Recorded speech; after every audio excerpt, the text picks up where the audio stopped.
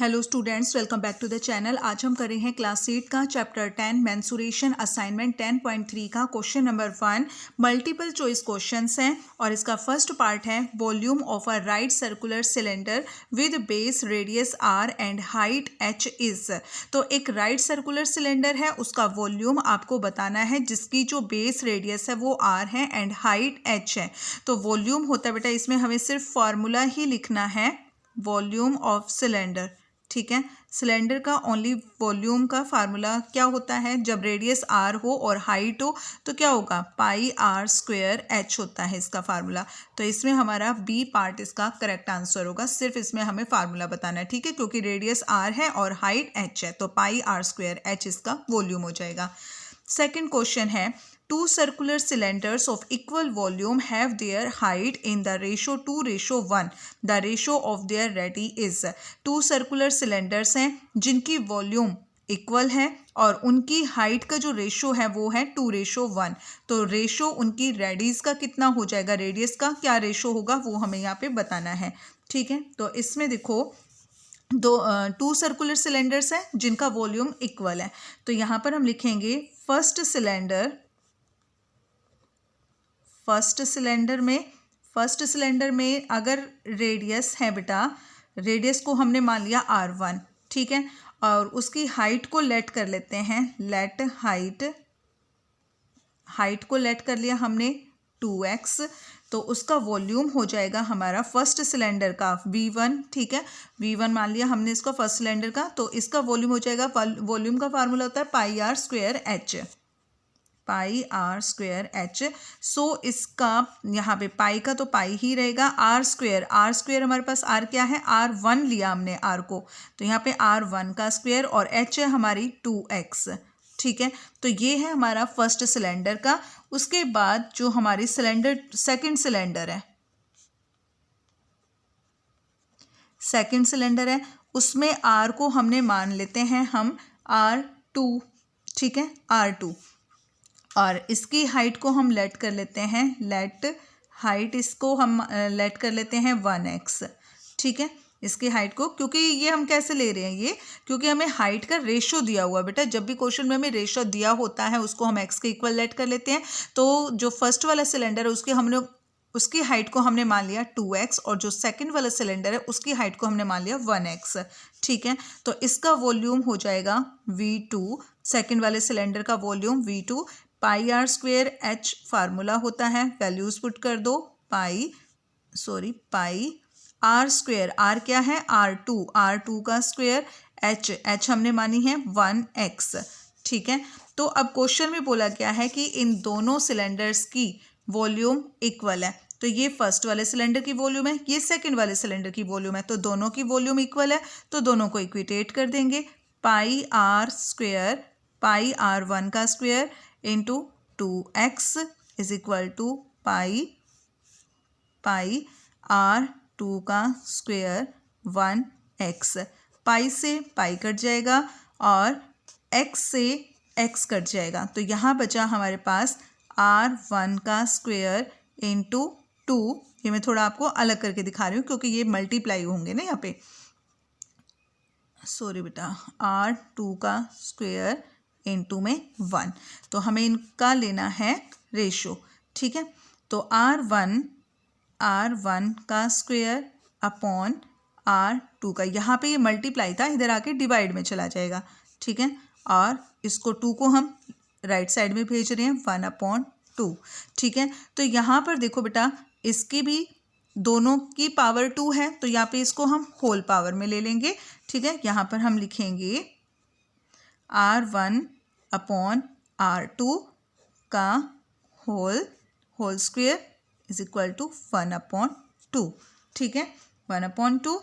तो अब यहाँ पर यहीं पे कर देती हूँ मैं इसको। ठीक है, अब यहाँ पे देखो बेटा, ये स्क्वायर है, स्क्वायर को अगर हम दूसरी साइड राइट साइड में भेजते हैं तो वो रूट बन जाता है। तो यहाँ पर हमारे पास आ जाएगा R1 अपॉन R2 और रूट बन जाएगा दूसरी साइड जाके 1/2, रूट 1/2। तो रूट 1 R1 अपॉन R2, 1 का स्क्वायर रूट 1 होता है और 2 इसका रूट रह जाएगा। तो यहाँ पे R1 और R2 क्या पूछा था क्वेश्चन में हमें? The ratio of their ready, उनकी जो रेडीज हैं, रेडियस हैं, उनका रेशो क्या होगा। तो ये हमारी सिलेंडर 1 की रेडियस है, ये हमारी सिलेंडर 2 की रेडियस है। तो इनका जो रेशो आ गया वो क्या है? 1 रेशो अंडर रूट 2। ठीक है, तो इसका आंसर हमारा क्या आ जाएगा इसमें? 1 रेशो अंडर रूट 2। ठीक है, ये हमारा इसमें आंसर है। ठीक है, नेक्स्ट पार्ट है इसका क्वेश्चन नंबर 3। पार्ट 3 है इसका बेटा। The radius of a cylinder tank is doubled while the lateral surface area remains unchanged, the height will be. The radius, एक सिलेंडर टैंक है, उसकी रेडियस को अगर हम डबल कर दें while the lateral surface area remains unchanged, ठीक है, और उसका जो लैटरल सरफेस एरिया है वो अनचेंज रहे, यानी कि लैटरल सरफेस एरिया वही हो और उसकी सिर्फ रेडियस को डबल कर दिया जाए तो उसकी हाइट क्या होगी। ठीक है, अगर रेडियस वही है, सेम है, तो यहाँ पे देखो इसका सॉल्यूशन करेंगे हम। यहाँ पे सिलेंड्रिकल टैंक है, उसका लैटरल सरफेस एरिया का क्या फार्मूला होता है? Lateral surface area of cylinder,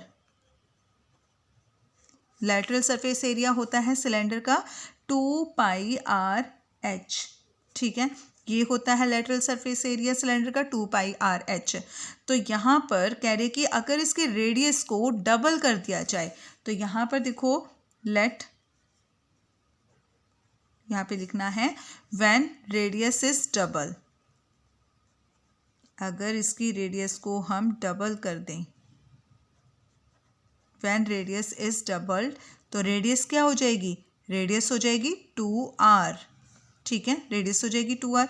अब इसका सरफेस एरिया क्या होगा? अब इसका lateral surface area, now lateral surface area हो जाएगा इसका 2π, ये पाई है बेटा, बार बार गलती हो जाती है, 2π2r। ठीक है, 2r और इंटू में h। ठीक है, 2π2r, क्योंकि रेडियस को हमने r बना दिया ना, 2r बना दिया, यहाँ पे डबल कर दिया है। तो इसकी हाइट कितनी होगी? तो यहाँ पर h1 मान लेते हैं, यहाँ पर h2 मान लेते हैं कि ये दूसरे टाइम पर h कितनी आएगी। ठीक है, h2 मान लेंगे। अब देखो बेटा, ये भी लैटरल सरफेस एरिया है, ये भी हमारा लैटरल सरफेस एरिया, दोनों को इक्विटेट कर देंगे हम यहाँ पर। ठीक है, तो 2π, फर्स्ट केस में हमारा लैटरल सरफेस एरिया है 2πr(h1) और सेकंड केस में लैटरल सरफेस एरिया है हमारे पास 2π और 2r(h2). ठीक है, 2π से 2π कट जाएगा, r से r कट जाएगा, तो यहाँ पे क्या बचा? h1 और यहाँ पर बचा हमारे पास 2 × h2। ठीक है, और हमें क्या फाइंड करना है? हाइट दूसरे केस में। ठीक है, जब उसकी रेडियस को डबल कर दिया जाएगा तब उसकी हाइट कितनी होगी, तो यानी कि सेकंड केस में हाइट क्या होगी, ये हमें h2 फाइंड करना है। तो h2 फाइंड करना है, तो h2 को तो हम एक साइड में रखेंगे और h1/2। ठीक है, 2 यहाँ मल्टीप्लाई था, दूसरी साइड जाके डिवाइड हो जाएगा, h1/2। तो यहाँ पर हमने देखा कि अगर हम उसकी रेडियस को डबल कर देते हैं तो उसकी हाइट सेकंड केस में हाफ हो जाएगी। जो फर्स्ट वाला केस है, जो फर्स्ट केस था, उसमें जो हाइट है उसका हाफ हो जाएगी। ठीक है, तो ये हमारा आंसर आ जाएगा हाफ। इसका सी पार्ट हमारा करेक्ट आंसर है, हाफ्ड। ठीक है, समझ में आया आपको? देखो, लैटरल सरफेस एरिया हमें सिलेंडर का बोला, लैटरल सरफेस एरिया होता है सिलेंडर का 2πr(h). तो यहाँ पर हमने इसको h1 मान लिया, h को हमने h1 मान लिया है। अगर हम इसकी रेडियस को कह रहे कि अगर रेडियस को डबल कर दें तो इसकी हाइट क्या होगी, तो अब इसमें केस में हमने रेडियस को डबल कर दिया, 2r कर दिया। ठीक है, तो लैटरल सरफेस एरिया आ जाएगा 2π2r × h2। ठीक है, और h2 हमने यहाँ पे h को, हाइट को h2 मान लिया है। ठीक है, तो ये भी लैटरल सरफेस एरिया, ये भी लैटरल सरफेस एरिया, दोनों को हमने इक्विटेट किया और यहाँ से हमने h2 दूसरे केस में हाइट कितनी होगी वो हमने फाइंड कर लिया कि वो हाफ होगी, जो फर्स्ट केस में जो हाइट है उसका हाफ होगी।